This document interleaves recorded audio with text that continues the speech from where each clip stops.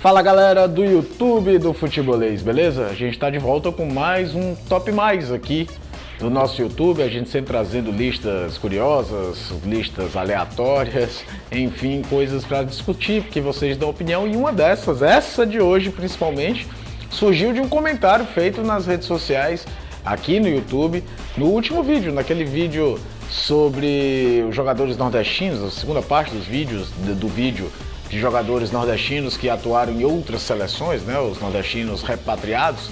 E aí teve uma dica lá, a gente trouxe para falar um pouquinho com vocês dessa dica do internauta.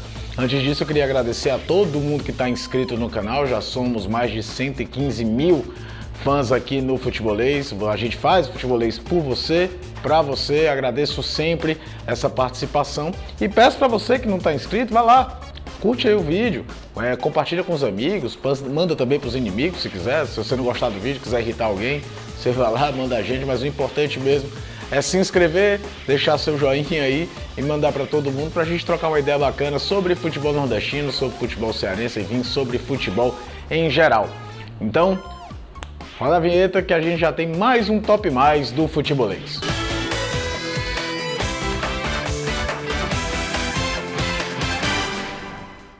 E a lista de hoje, né, veio de um comentário no YouTube, né, de um vídeo anterior feito pela gente, que era pedindo nordestinos que brilharam pela Copa Libertadores da América. E a Copa da Libertadores da América, como você sabe, está de casa nova na TV aberta, né? O SBT agora está transmitindo a Copa Libertadores. Então, um momento de celebrar um pouco disso, essa mudança, também lembrar de alguns nomes da nossa região que brilharam na principal competição do futebol sul-americano, tá certo? A gente fez um recorte dos últimos 25 anos, né? Então depois a gente faz uma lista dos primórdios da Copa Libertadores, da antiga Taça Libertadores da América, com outros nomes também da nossa região que brilharam por diversos clubes do país na Libertadores, mas agora a gente foca com os últimos 25 anos, de 1995 para cá. E eu começo com um potiguar, o Alisson.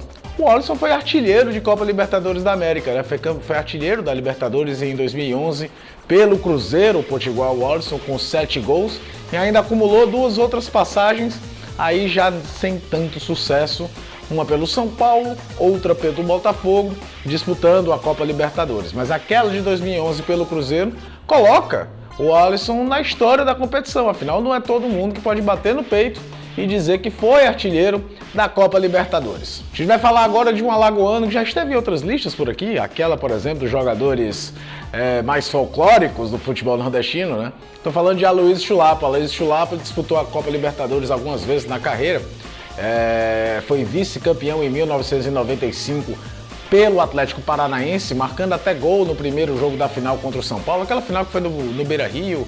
O São Paulo conseguiu fazer a questão do regulamento, o Atlético Paranaense não conseguiu convencer a Conmebol de que a Arena da Baixada, então a Arena da Baixada, poderia receber um jogo da Copa Libertadores. O jogo foi do Beira-Rio, aquele primeiro jogo foi 1-1, e no ano seguinte ele foi vice-campeão de novo.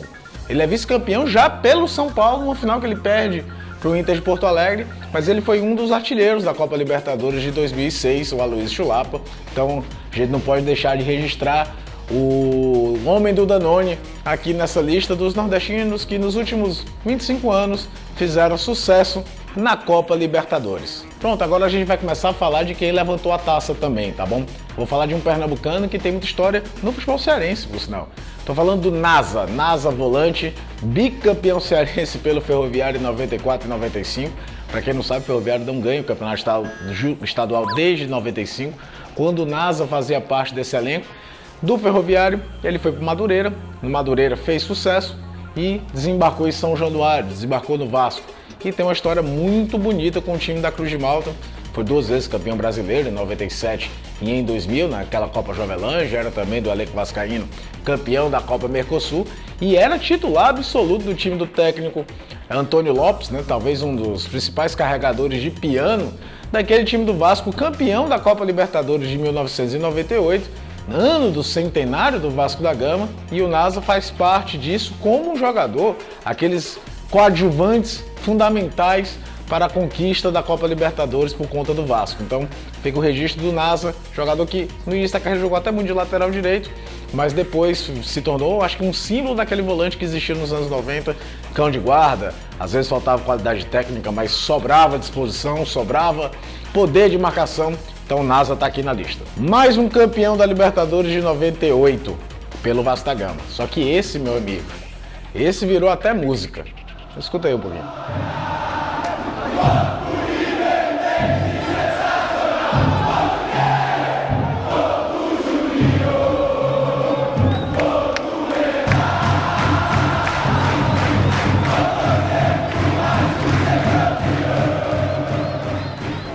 Tô falando do Juninho Pernambucano, né?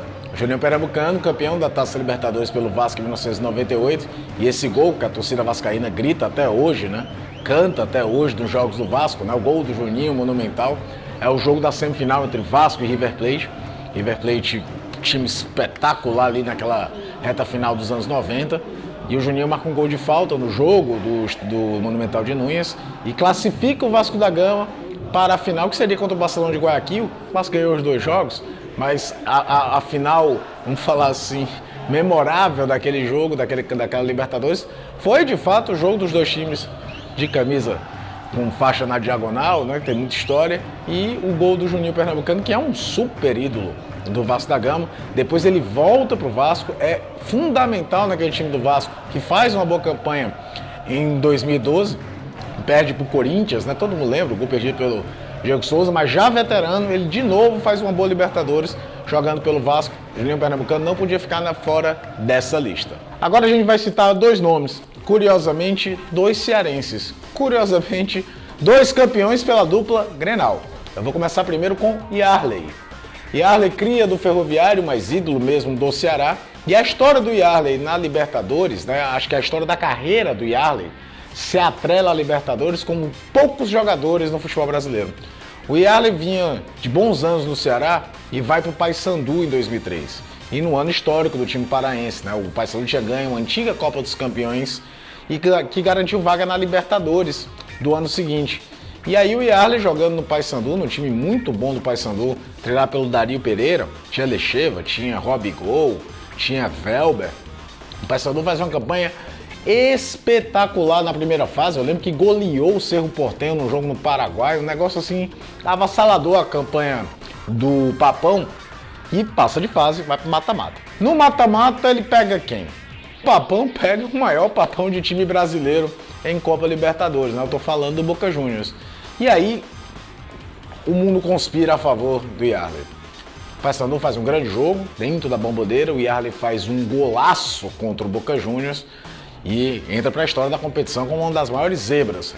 É bem verdade que no jogo de volta o Boca ganhou por 4-2 e eliminou o Paysandu. Mas por si só o Yarley já tinha escrito seu nome na Libertadores. Só que o futebol é um negócio tão curioso que aquele gol, fora não só o gol, claro, mas as atuações dele no Paysandu, renderam ao Yarley uma transferência para o Boca Juniors. Ele disputaria, inclusive, seria campeão mundial de clubes em 2003 pelo Boca, né? Porque o Boca seguiu naquela Libertadores e ganharia a decisão contra o Santos.